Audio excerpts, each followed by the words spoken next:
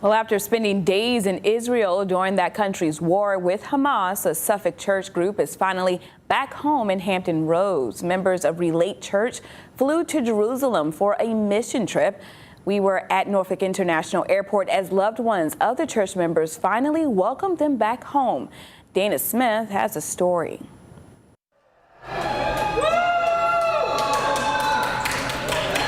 It's a sense of relief and excitement. I am absolutely ecstatic. I am exhausted. I am ready to go back to my own bed.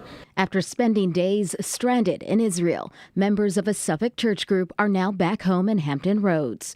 12 members of Relate Church flew to Israel last week for a mission trip, just as Hamas launched a surprise attack on the country. We landed in Israel on Saturday at about 10:30, right when they declared war. It's very eye-opening. Even on the way to our, to the hotel, we see a big column of smoke. Tyler Wilson, Rita Larson, and Brian Larson said they could hear air raid sirens and missile attacks in the distance. Even though we felt safe in our area in Jerusalem, but it's still impacted by rockets that are...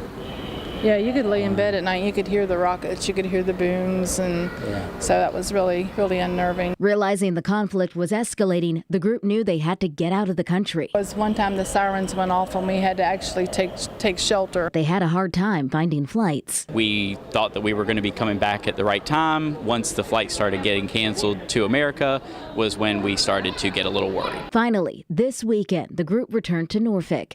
They were greeted by friends and family with warm hugs, welcome home signs, and balloons.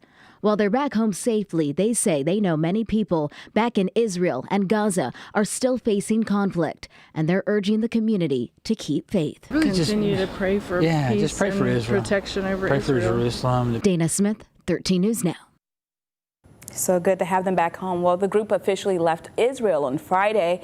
Senator Mark Warner is urging any Virginians in Israel to contact the U.S. Embassy in Israel or his office for assistance.